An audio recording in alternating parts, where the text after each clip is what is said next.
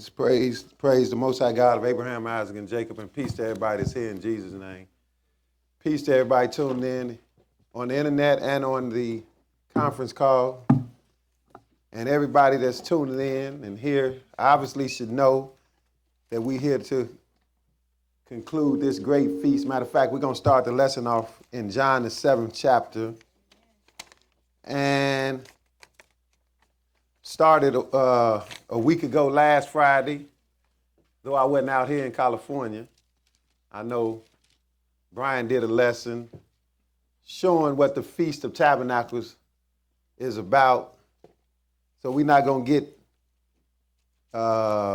too in-depth in the first 7 days, what it points to, but we know it's pointing to the gathering of God's people. But then you got an 8th day, which is unusual when you know the Bible, because the Lord say, conclude everything with 7. Everything concludes with 7. We got the weekly Sabbath day. To this day, that's what's amazing. People say, well, you don't know what day is the Sabbath day. You can't, so everybody just go to church on Sunday then. That makes sense.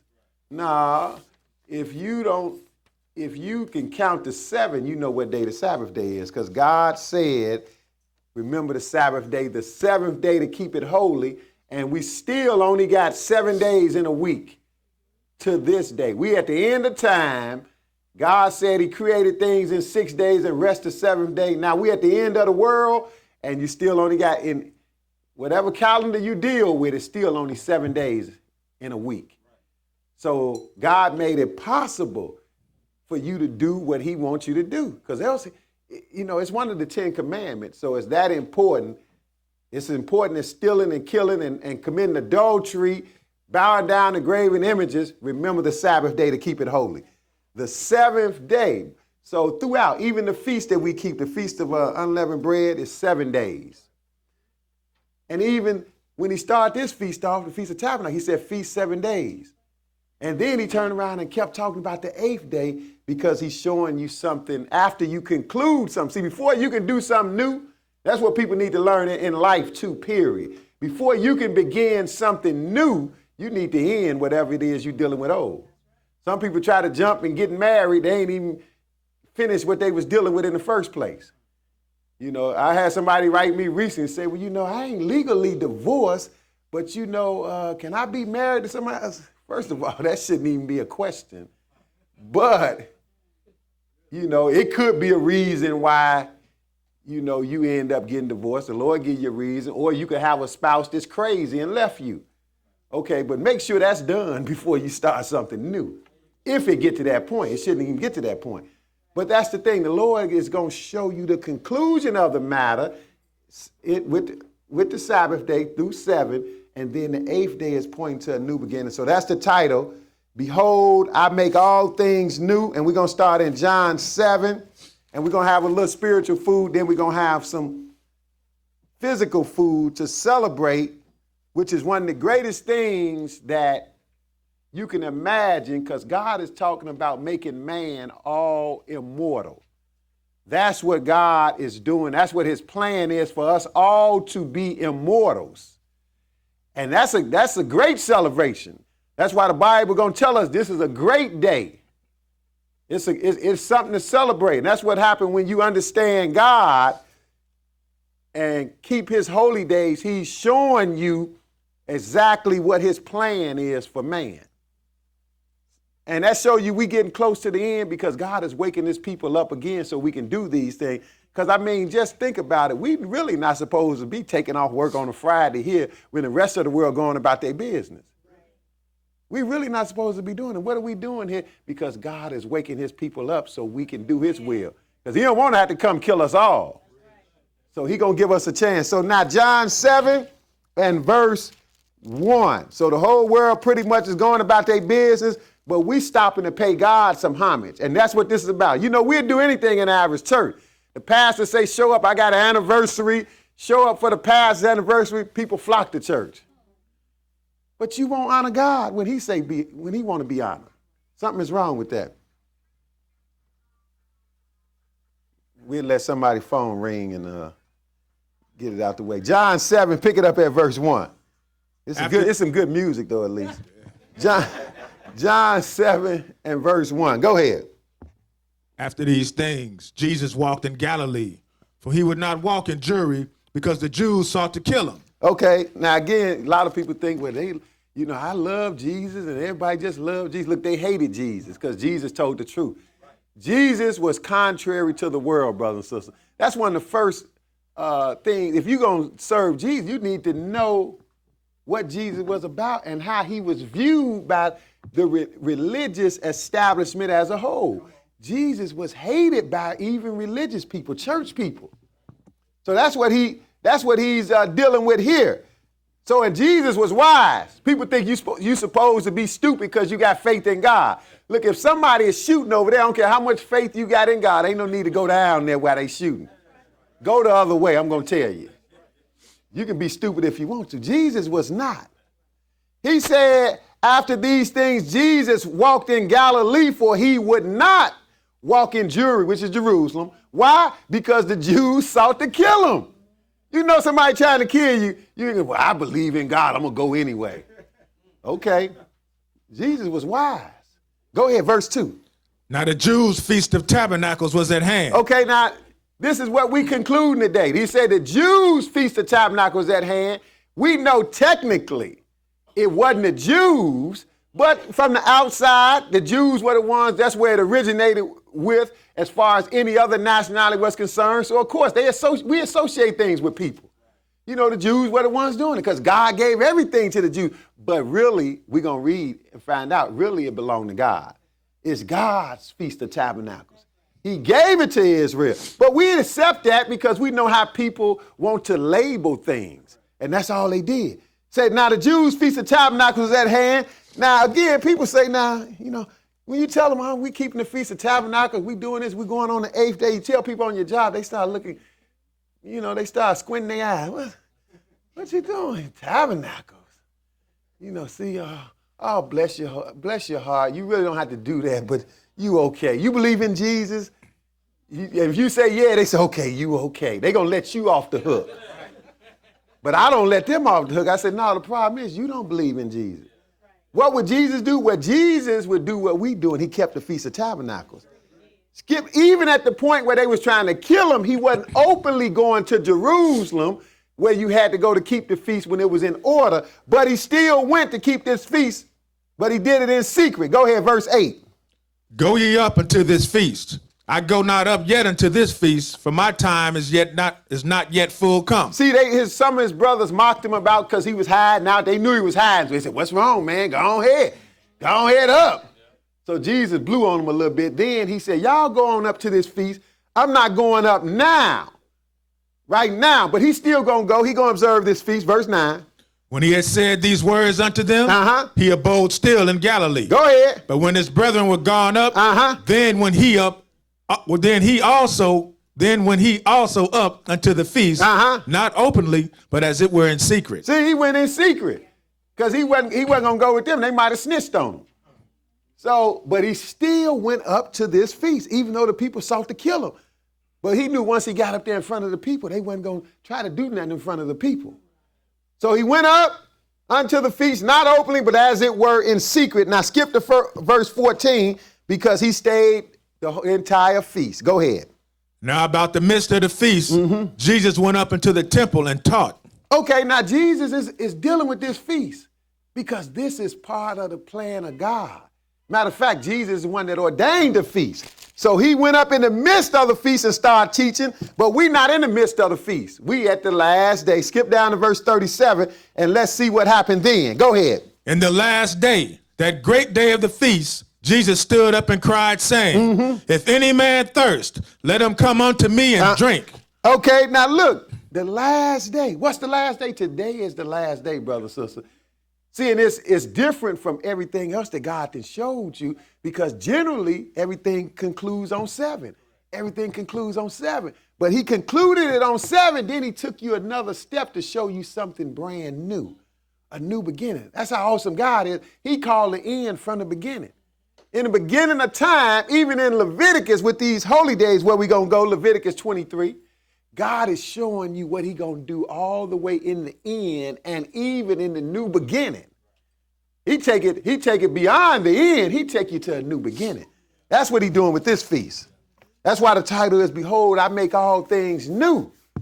Everything concludes with 7 with the Lord in the Bible.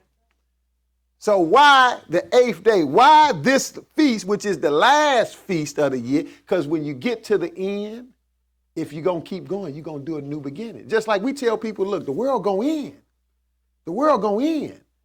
And the world is going to end, but it's not going to be kapoop and blow up. Now it's going to end as we know it, then it's going to be brand new. That's what's going to happen. But now, Leviticus 23, and we're going to pick it up at verse 1. Leviticus 23 and verse 1. Okay, go ahead.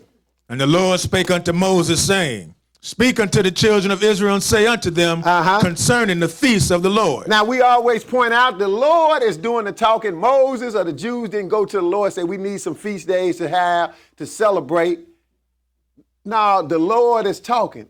And again, this is a marvelous thing that the Lord is talking and people choose to ignore what the Lord is saying.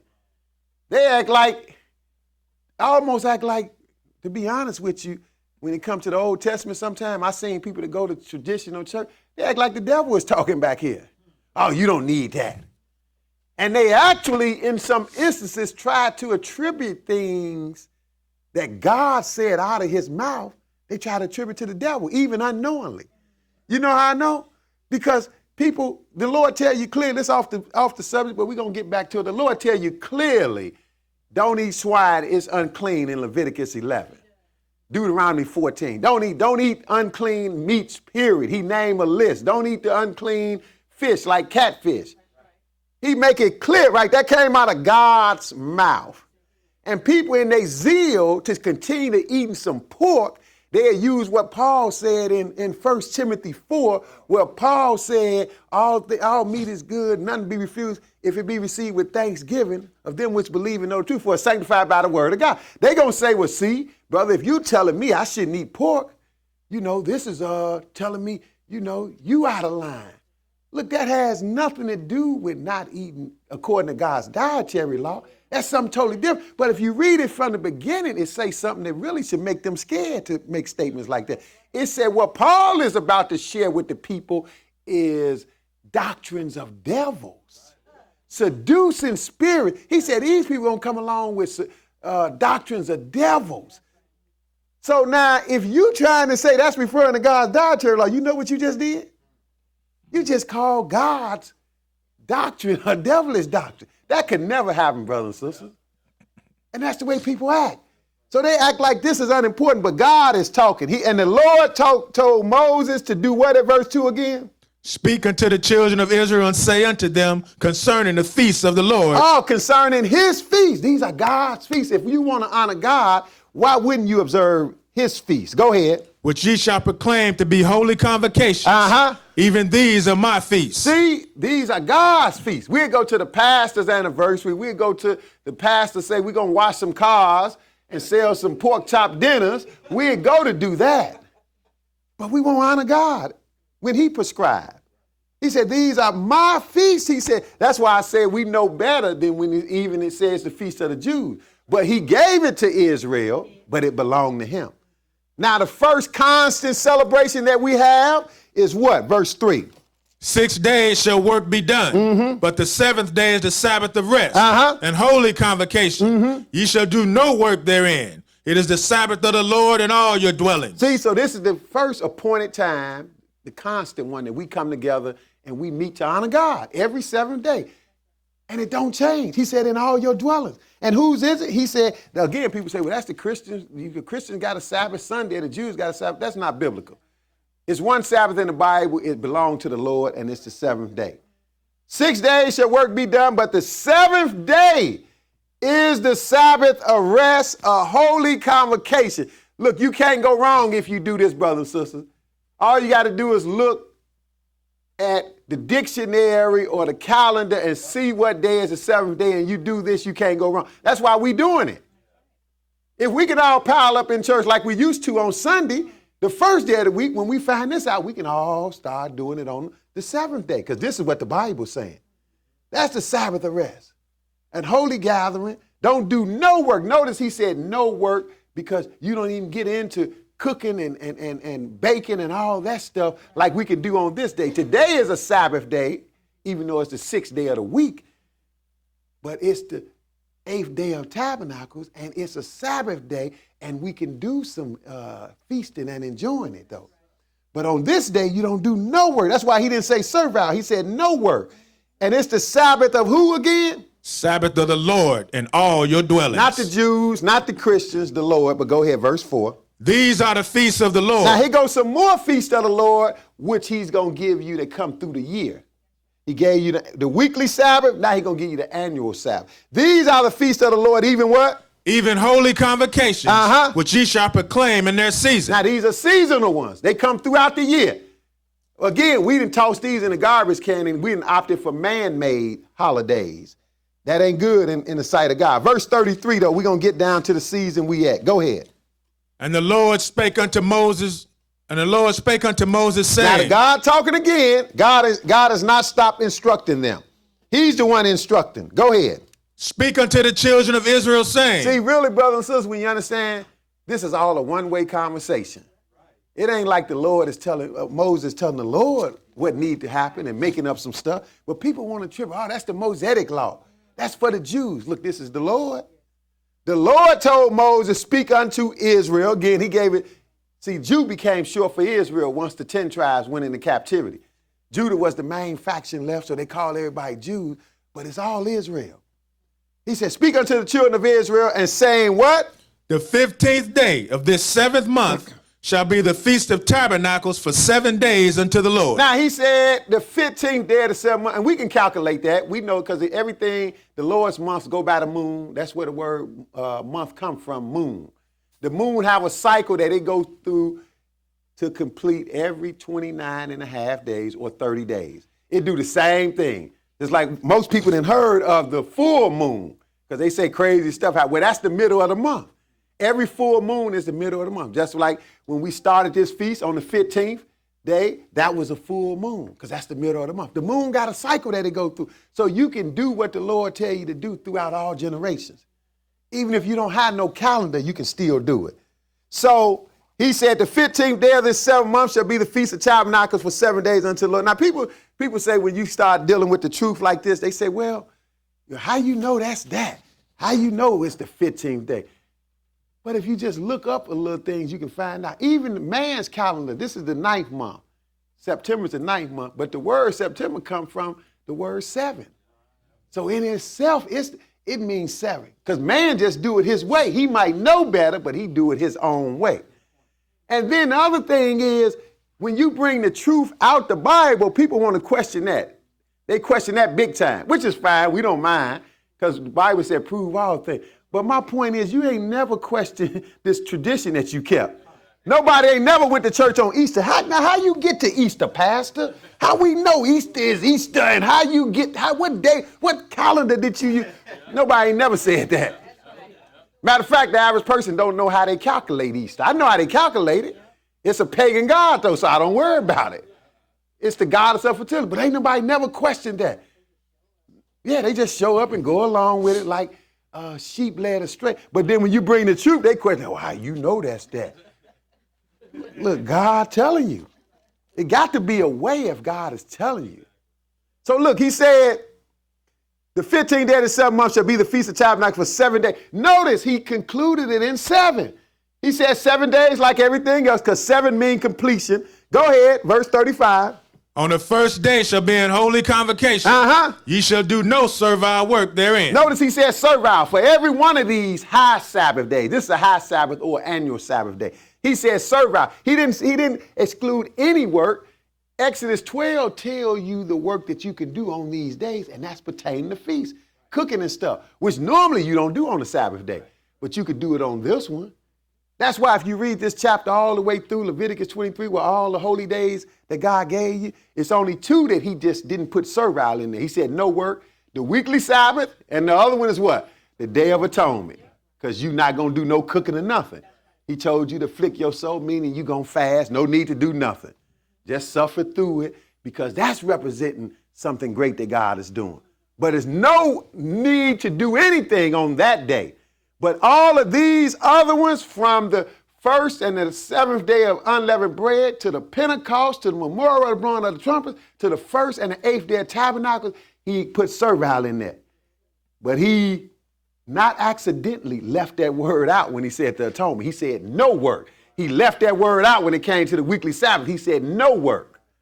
So look, he said it's going to be for 7 days. On the first day, you're going to have a holy gathering, convocation. That's what it is. You're going to do no servile work there in 36. 7 days ye shall offer an offering made by fire unto the Lord. Now this gets confusing for people too, because they say, well, we making an offering with, technically we ain't making no offering with this food we about to eat. The priest had to do this. The priest did this. And they did offerings every day. They did specific offerings on each day of tabernacles.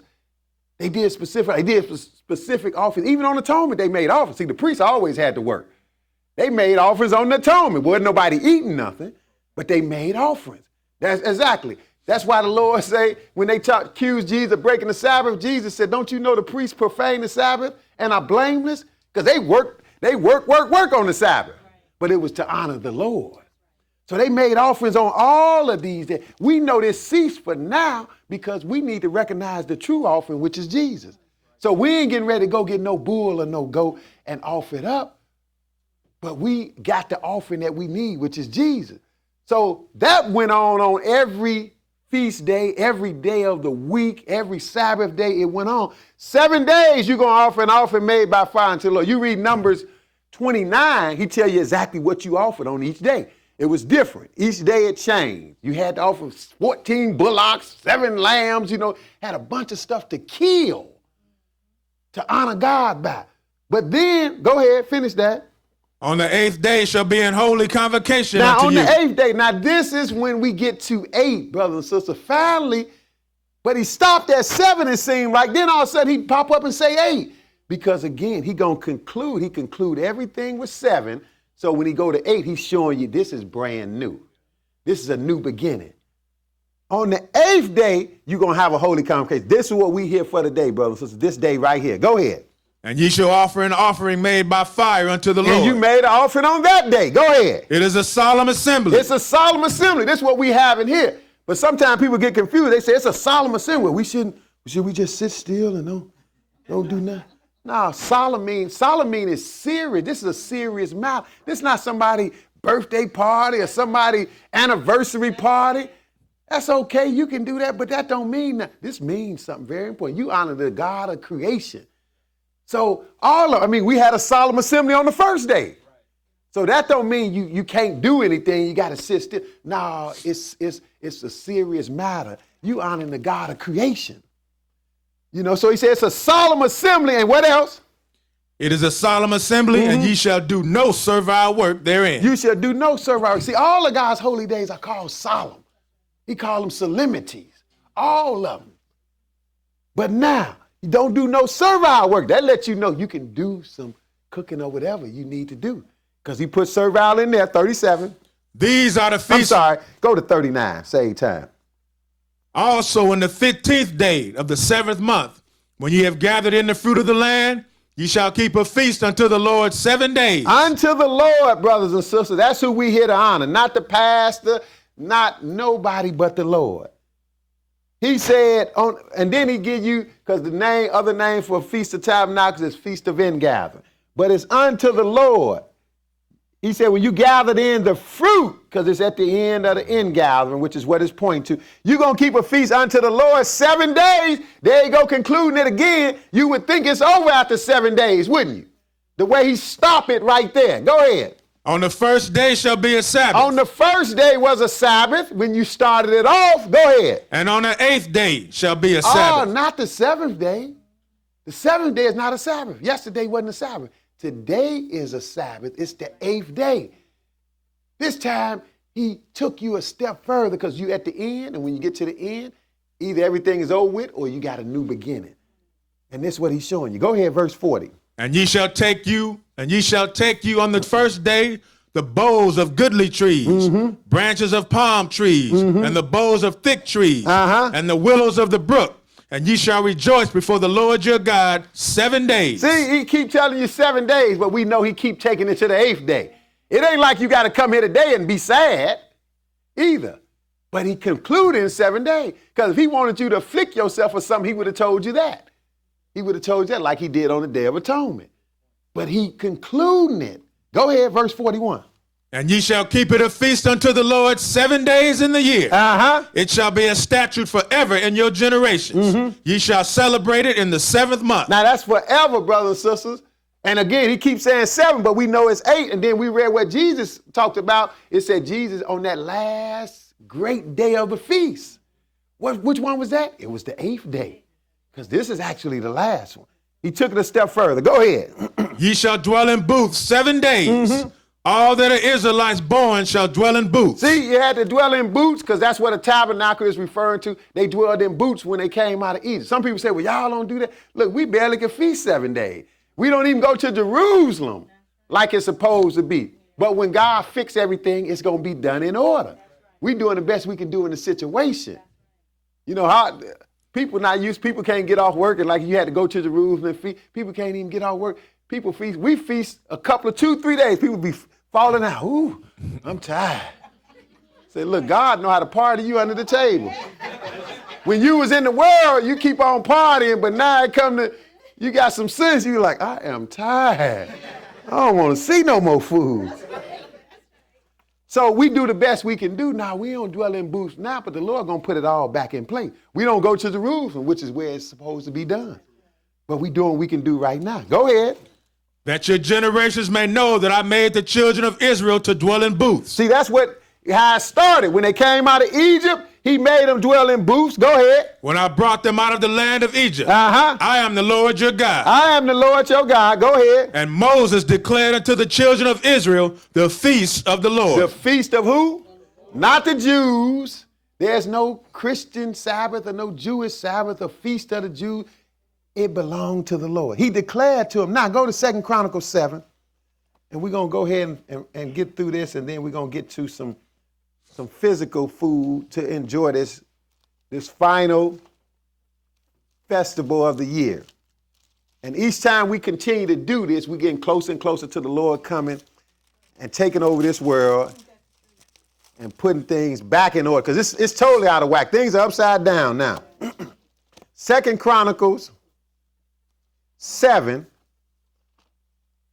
I'm just going to show you something here where it looked like, well, because somebody might say, well, and me and my teachers, both of them, Brother Bowie and Brother Dan, we had a discussion about 6-7 years ago about, the 8th day. And it really don't matter to me one way or another. Brother Daddy, he don't feast on it. And that's fine. You can do what you want to at the church.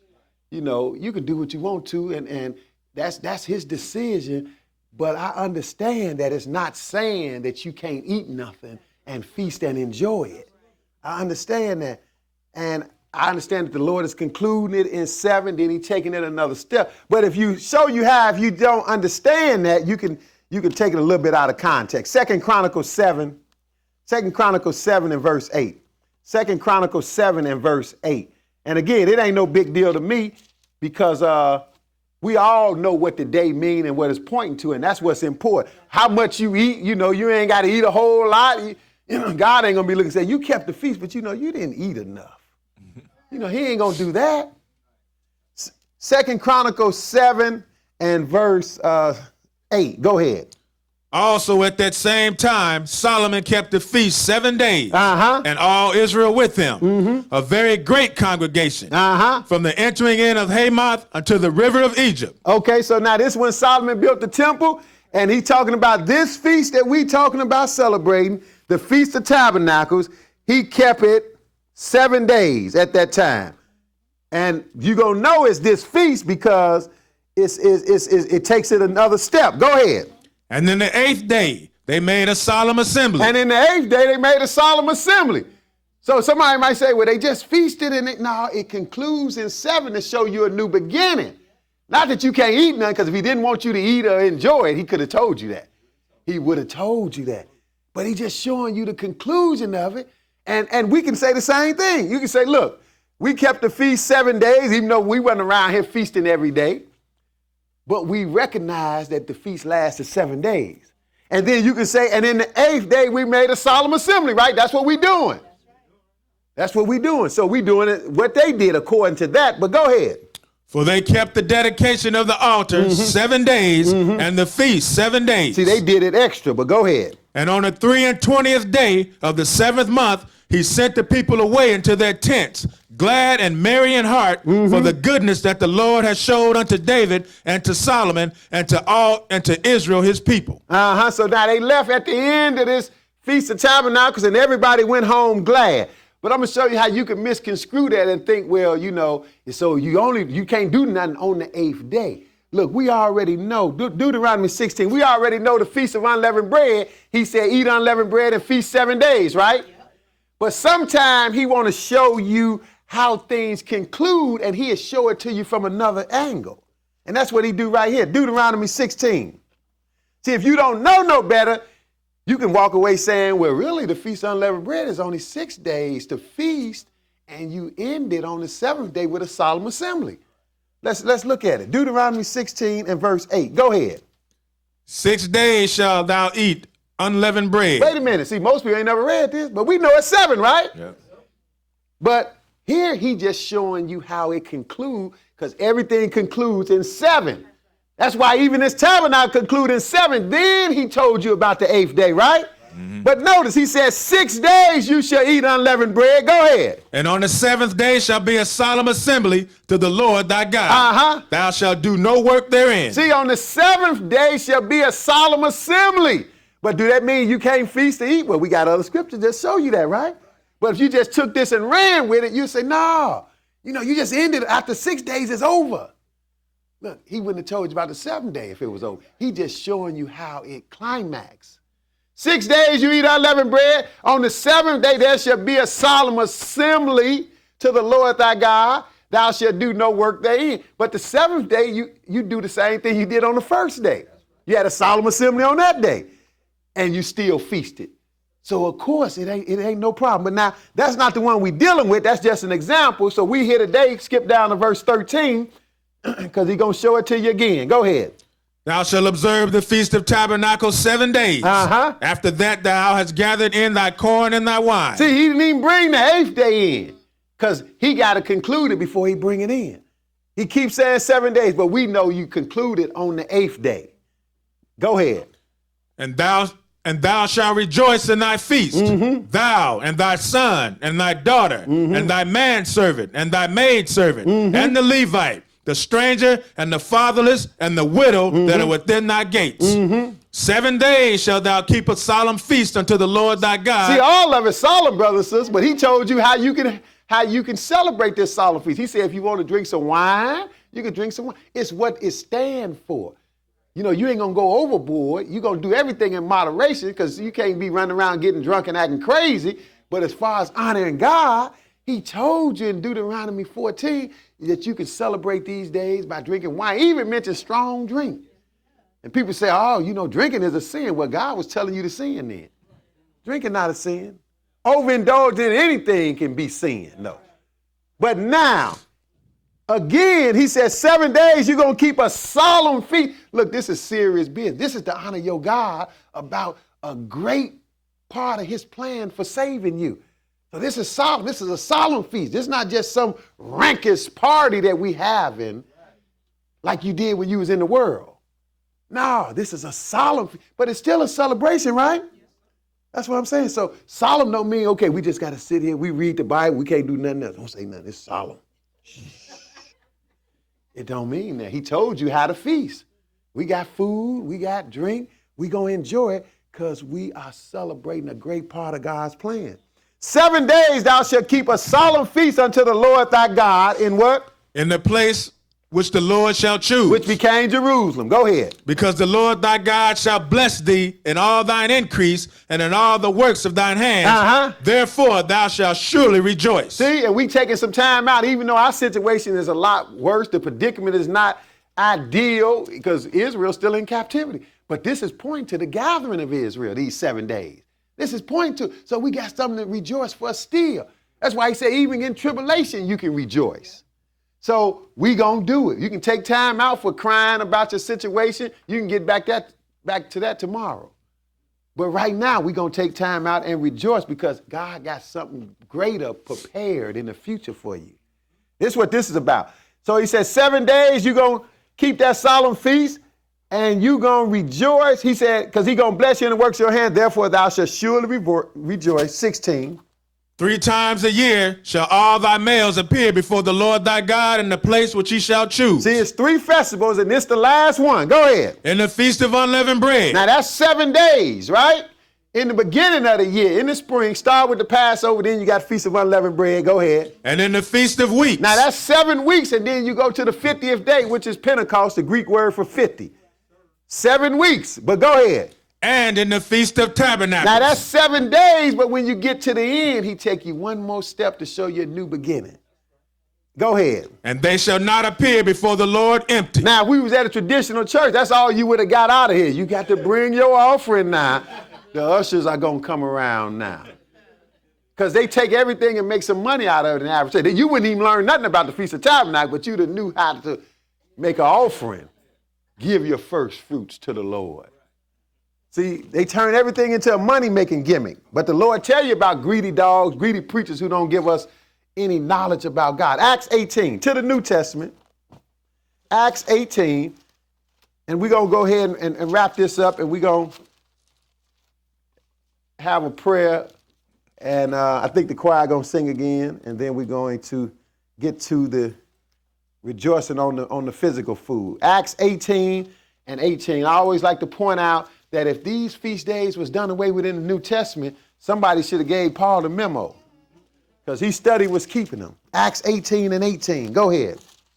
And Paul, after he tarried there yet a good while, and then took his leave of the brethren and sailed thence into Syria. And with him Priscilla and Aquila, having shorn his head in Cenchrea, for he had a vow. Because that's what you did when the vow was over. He shaved his head. Go ahead. And he came to Ephesus and left them there. But he himself entered into the synagogue and reasoned with the Jews. See, he still was trying to reach his fleshly brothers and sisters, the Jews. Go ahead. When they desired him to tarry longer time with them, he consented not. But did what? But bade them farewell, saying, I must by all means keep this feast that cometh in Jerusalem. Now, this is this feast, but even if you don't know it's the Feast of Tabernacles, you can tell by the time of year from other scriptures. But it got to be one of them 3 we just read about, right? It wasn't Christmas, that's for sure. It wasn't Easter. It wasn't none of that. It wasn't even Thanksgiving. It wasn't that. It was one of the 3 feasts, and we understand it's the Feast of Tabernacles because if you read the 20th chapter, as he was traveling, he ended up in Philippi and was celebrating unleavened bread because that's what come after this feast. You back at the beginning of the year, Lord willing, we're going to be right back celebrating the Feast of Unleavened Bread in another 5 months. We're going to be back doing it again. And that's what he was in Acts the 20th chapter. Then right after that, he celebrated Pentecost, showing you the 3 right in that cycle. So he said, he bade them farewell, so I must by all means keep this feast that cometh in. If it was done away with, why does Paul must by all means keep it then? Why does he do it if it's done away with? Because he knew it wasn't done away with. We saw Jesus doing it in John 7, didn't we? And we've been going to church all our life, never heard about it. That's bad. That is bad. You've been going to church, you ain't never heard. You mentioned Feast of Tabernacles to people nowadays, it's like speaking a foreign language. Huh? Oh, well, anyway, the Lord know my heart. Something is wrong. But now go to Hosea, the 12th chapter, Hosea 12. Because it's not over with. What the feast represent has not even concluded yet. Even when you read, we're not going to read all this stuff, but Zechariah 14 tell you when Jesus come take over this earth, he's king over all the earth, everybody going to have to keep the Feast of Tabernacles. He tell you that.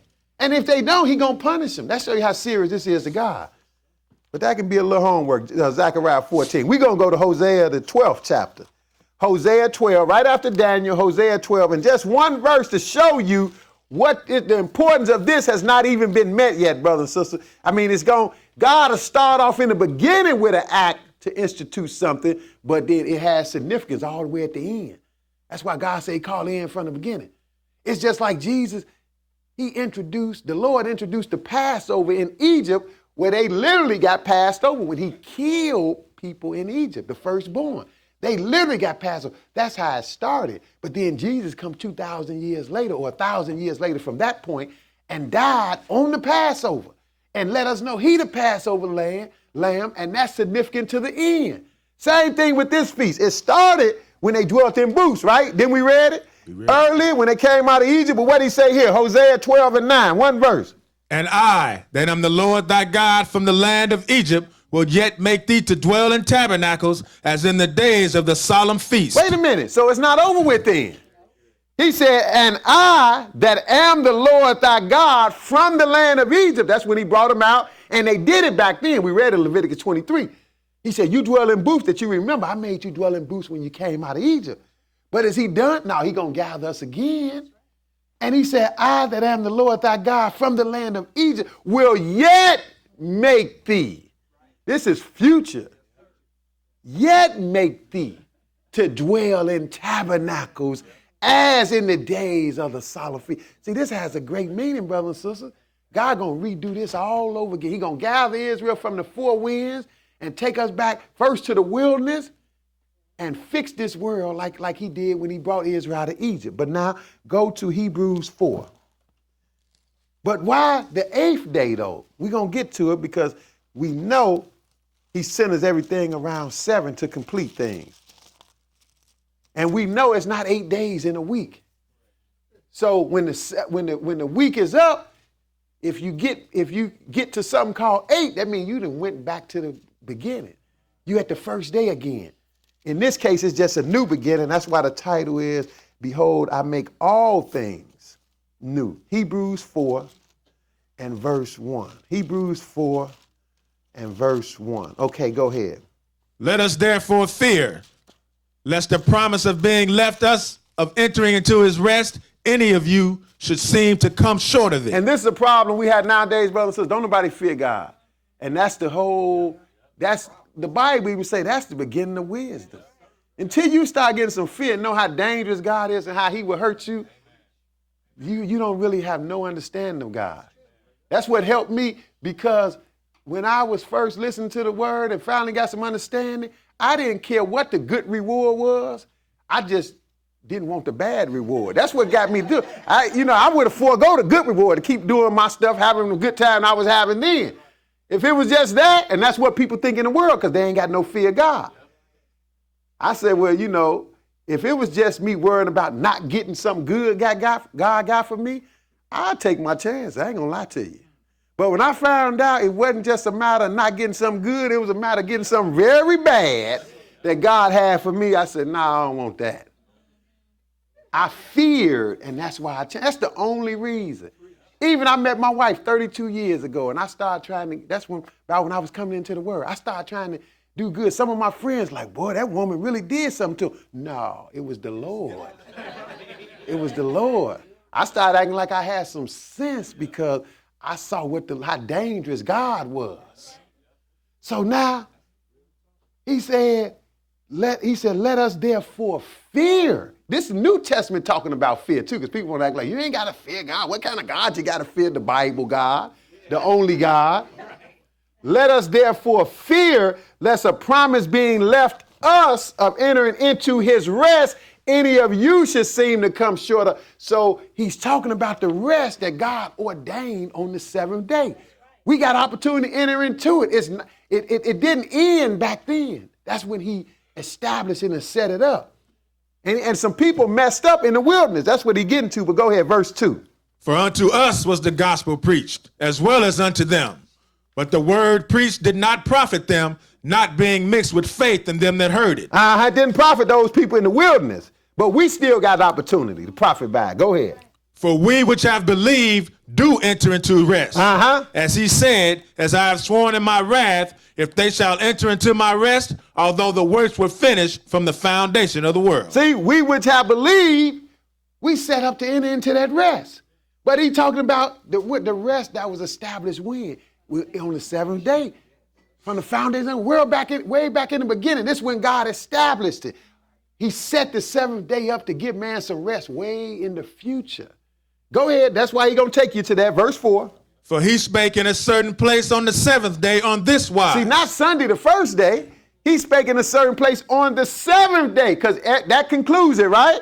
The seventh day on this wise, and what he say? And God did rest the seventh day from all his works. God rested. But I tell people all the time, guess what? God wasn't tired.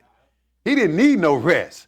Everything God did, he did for man, brothers and sisters. From making light on the first day to resting on the seventh day, it's all set up for man. He didn't need no light and he didn't need no rest. But the Bible said God see in the dark just as clear as in the day, brothers and sisters. He don't need no light. God do not need no rest. The Bible said God neither sleep nor slumber. He don't get tired. The sky wasn't too heavy for him. He rested for man. That's why Jesus said that the Sabbath was made for who? For man. To give us some rest. And it's long term. It's in the future. And that's why we understand it. Just like he said, work 6 days and rest the seventh day. And 1,000 years to us is a day to God. Man been on the earth for approximately 6,000 years since Adam. And when the 6,000 years is complete, when you hit 6,000, it's going to be 1 day of rest, 1,000 years. Because 1,000 years, where we look at it, that ain't nothing but 1 day to God. So he telling you, he said, look, in verse 4, read that one more time.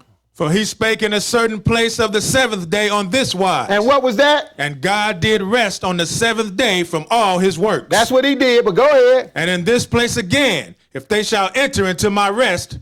Oh, so the rest that God established on the seventh day is something that people in later generations got an opportunity to attain to. Because he putting it together. He put 2 and 2 together. He said, God spoke, said he rested on the seventh day. Then later on, he talking about these people not going to enter into my rest. They had a chance. He said they blew it. That's why he said at verse 1, let us fear lest we blow the opportunity to get into this rest. That lets you know this rest is future, brothers and sisters. That's how important the Sabbath day is. The seventh day that we observe every seventh day is pointing to a future rest. When God going to climax this world. But go ahead down to verse 9 and he going to give you a little insight. Go ahead. There remaineth therefore a rest to the people of God. There remaineth a rest to the people of God.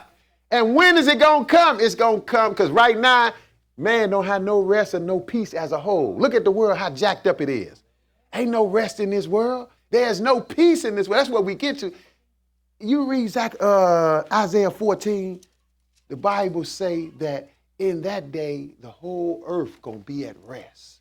He said they're going to break out into singing. See, sometime in this wicked world, you have to first force yourself to sing and be happy because there's so much wickedness going on. But in the future, it's going to be nothing but rest. That's when the Lord come back and take over. Now go to Ezekiel 37, but that's all going to take place when he gather Israel back and put them back in them tabernacles like he did in the beginning. That's when you're going to get some rest because he's going to take over this world. But he's been showing you that all along. It's going to come on the seventh day. But then we hit observe the eighth day. So we got to take it a step further. 37 and 21. Ezekiel 37 and 21. We got a few more and we're going to end it. Ezekiel 37 and 21. Go ahead. And say unto them, thus saith the Lord God, behold, I will take the children of Israel from among the heathen, whither they be gone, and will gather them on every side, and bring them into their own land. Right, because he said he scattered Israel to the four winds, and he going to gather us in. That's what the 7 days is taking you to. The 7 day, that's when the rest going to come. When he gather Israel back, Jesus going to come back like he said in Matthew 24. Verse 29, he said immediately after tribulation, shall the sun be dark, the moon not going to shine like it's supposed to, the stars going to fall. He going to shake up the heavens. The sky going to roll back. He said, then going to appear the sign of the Son of Man in heaven. Then all the tribes of the earth going to mourn. They're going to be shook up because they're going to see him coming in the clouds of heaven with power and great glory. But what is he coming to do? Verse 31 said he's going to send his angels with a great sound of a trumpet. That's why we celebrated that. And they shall gather together his elect from the four winds all over the world. East, west, north, and south. Isaiah 11 said the four corners of the earth. Same thing.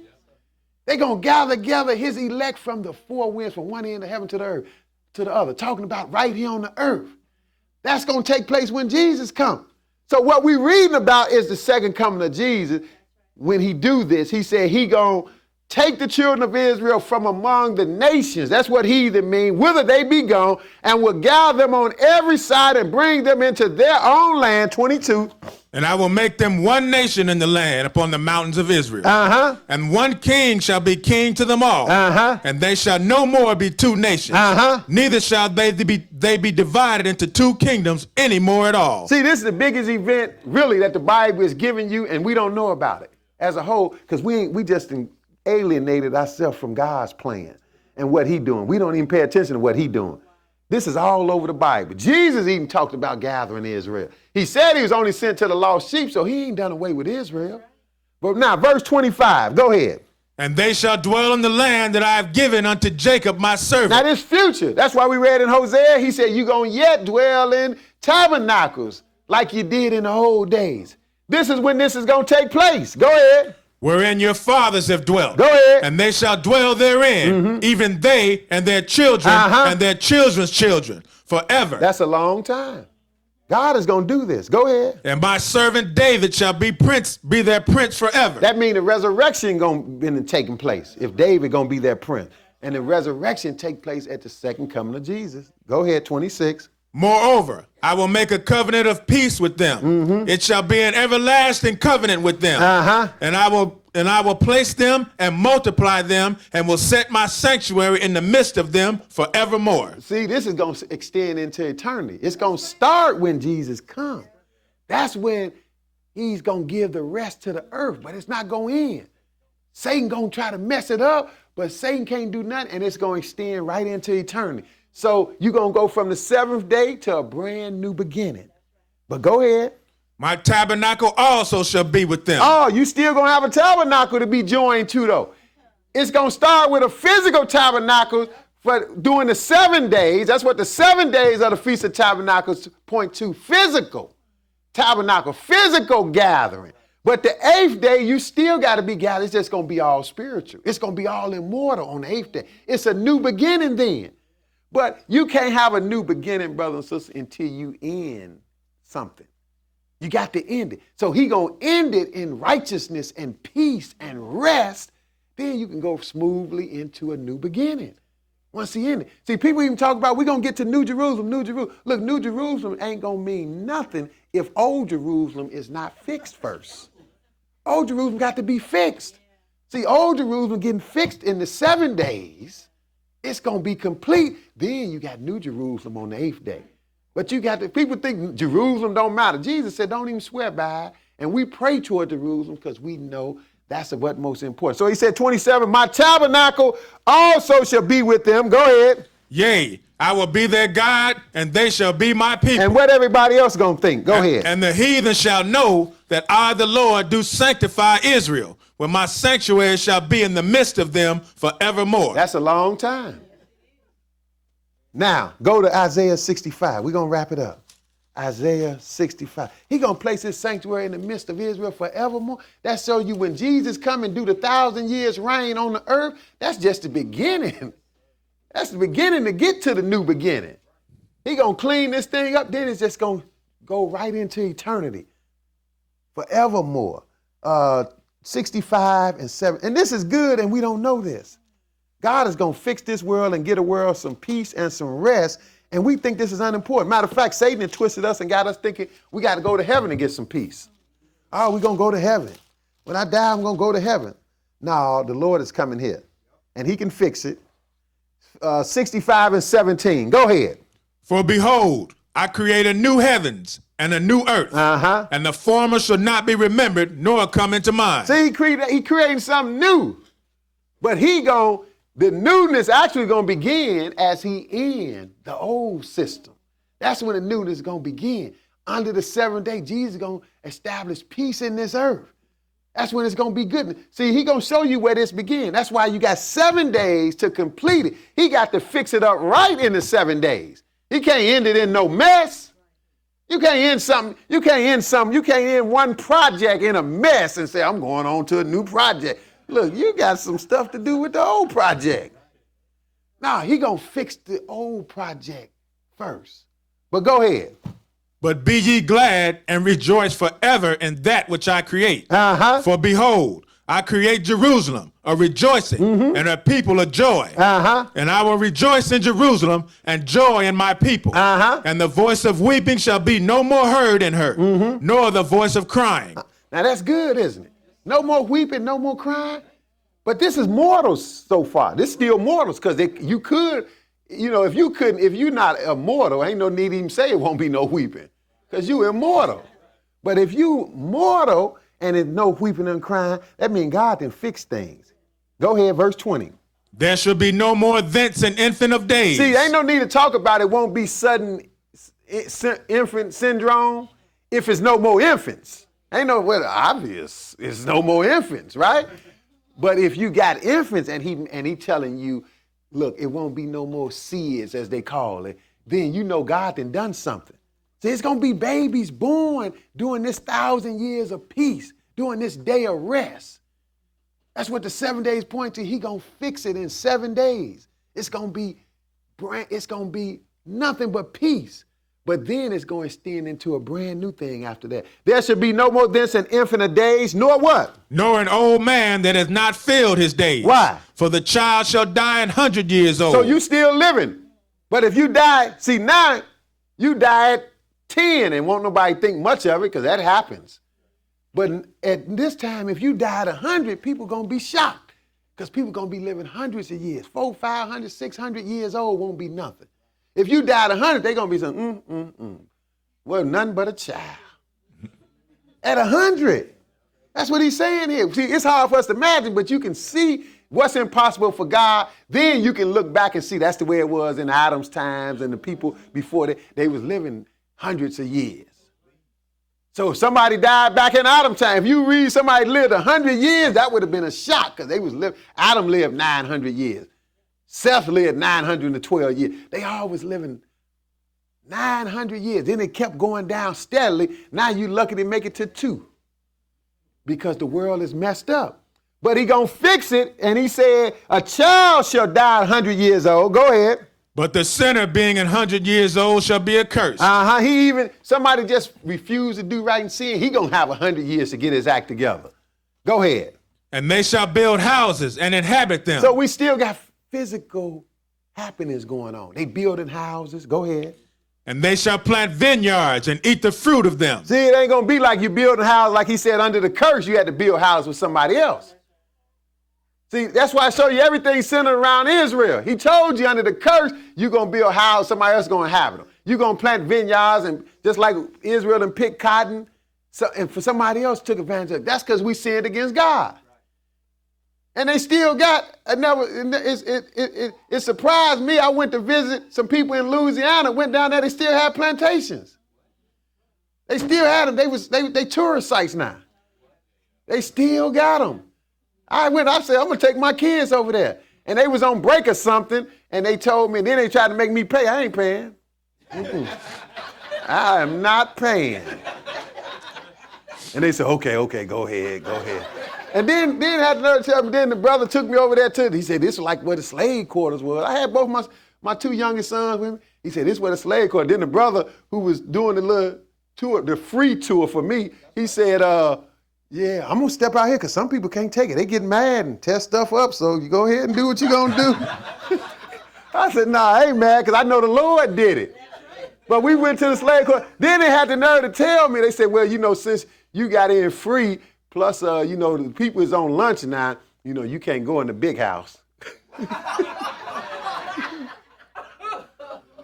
Guess what I did? I went in the big house anyway. But the bottom line is he's showing you a reversal. It all centers around Israel being put back in their right place. That's what it centers around. That's why he said, verse 22, read it again.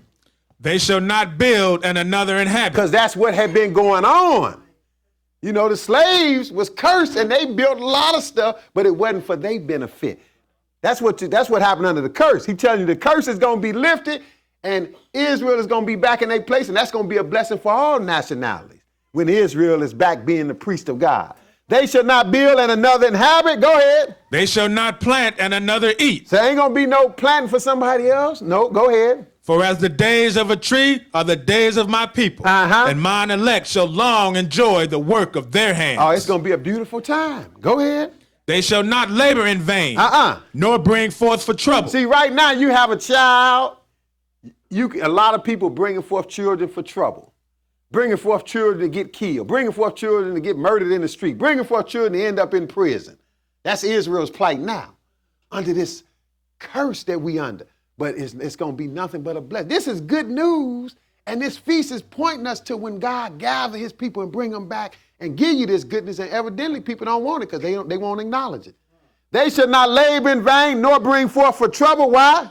For they are the seed of the blessed of the Lord, and their offspring with them. And it shall come to pass that before they call, I will answer. And while they are yet speaking, I will hear. The wolf and the lamb shall feed together, and the lion shall eat straw like the bullock, and the dust shall be the serpent's meat. Go ahead. They shall not hurt nor destroy in all my holy mountains, saith the Lord. Oh, it's going to be nothing but a blessing. But this is physical humans, exactly. We haven't got to more. This is going to happen this is what the 7 days of the feast is taking you to. The gathering. But now we still got to get to the 8th day. So let's go to Revelation 20. Revelation 20. Because that's why he concluded in 7. He said, you're going to celebrate 7 days, then you're going to come back on the 8th day for a brand new thing. That's what we hear today. We point to the brand new thing because this conclusion that the Lord in is going to be nothing but goodness, and it's going to extend into eternity, to a new beginning. Revelation 20 and verse 4. We got a couple of more, and this will be it. Revelation 20 and 4. Okay, go ahead. And I saw thrones, and they sat upon them. And judgment was given unto them. Go ahead. And I saw the souls of them that were beheaded for the witness of Jesus and for the word of God. See, don't nobody tell you this. I wish a preacher tell your neighbor this. I saw the souls of them that were beheaded. Beheaded, they don't want to talk about nothing real. They want to make everything nice and pretty. Look, this ain't nice and pretty, but it's in your Bible for a reason. I prefer to know if my head might be on a chopping block and all of a sudden pop up and I thought I was going to be raptured and my head is on the chopping block. I prefer to know. Maybe I can get prepared for that or maybe dodge it at least. You waiting on a rapture, you in big trouble because it won't be one. This is what's going to be going on. John say, I saw the souls of them that were beheaded, not because they stole something or did something wrong, because they had enough nerve to believe in God the right way. He said, for the witness of Jesus, they got beheaded, and for the word of God. It seemed like it would behoove a preacher to tell his congregation, you might just lose your head for what I'm teaching you. It's right here in the Bible. Go ahead. And which had not worshiped the beast. They didn't do it. See, this is coming soon, too.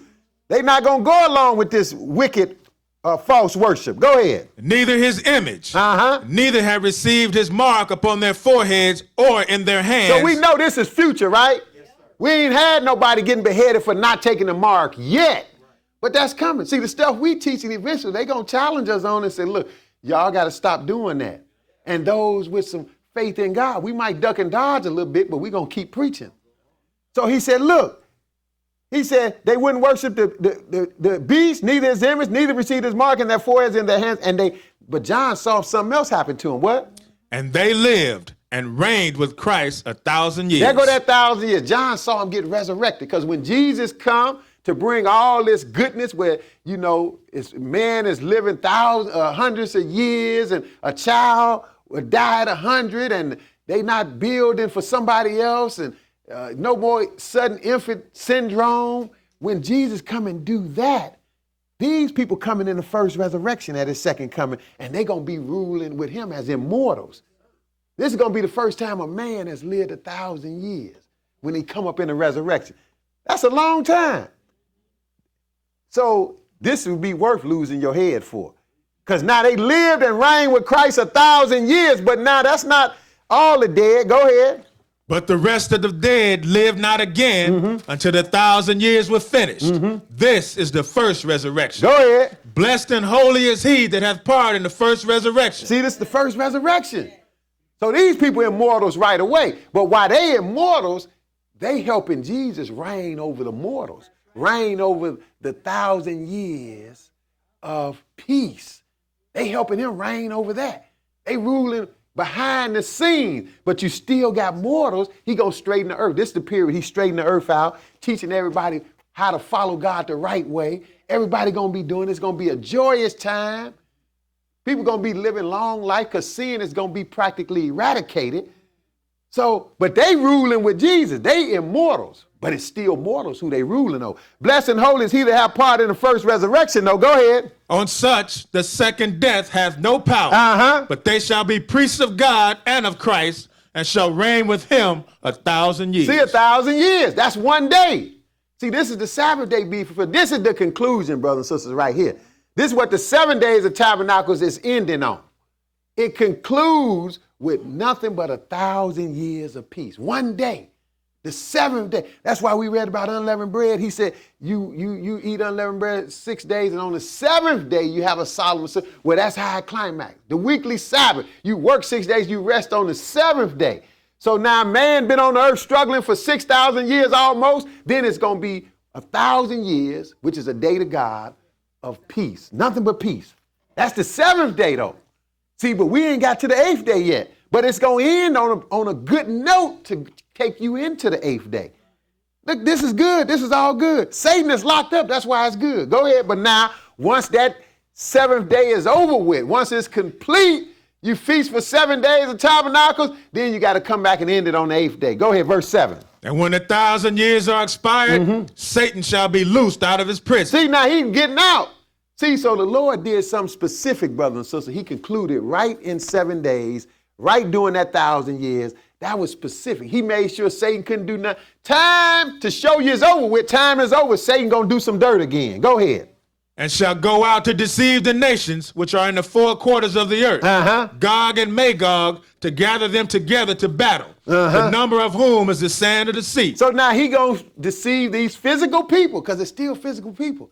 And that's gonna be bad after 1,000 years of nothing but goodness. You let Satan trick you. But Satan is sly.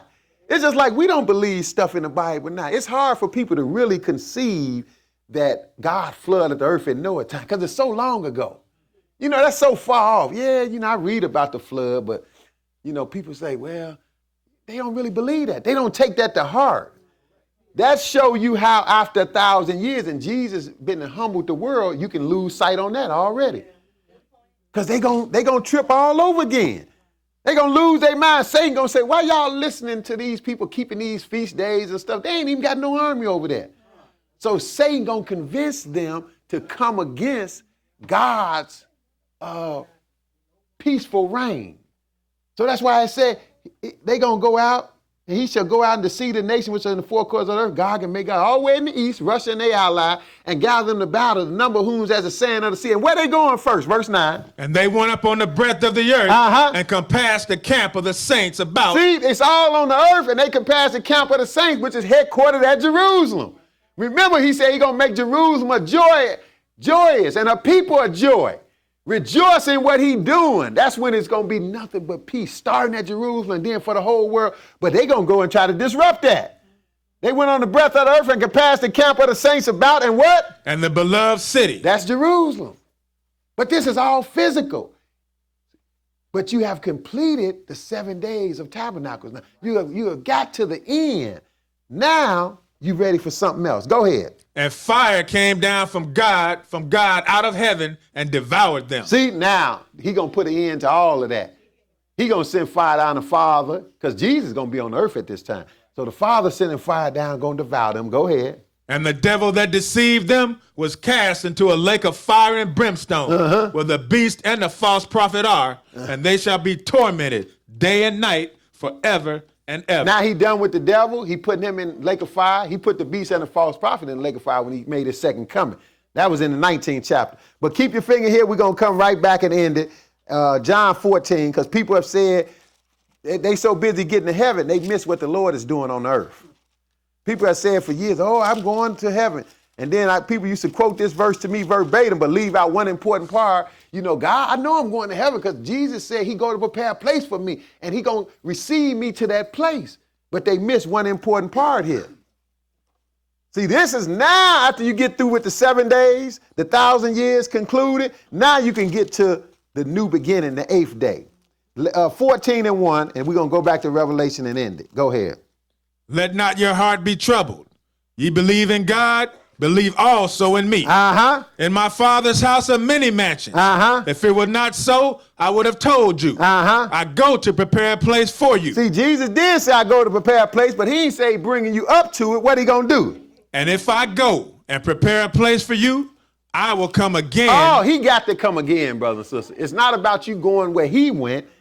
He said, I go and prepare a place for you, but if I go and prepare a place for you, I will come again. That's the part people used to just automatically leave out. They quoted to me verbatim. They said, no, you trying to say I ain't going to heaven? Jesus said he going to prepare a place for me, and he going to receive me up to that place. I said, that's not what he said.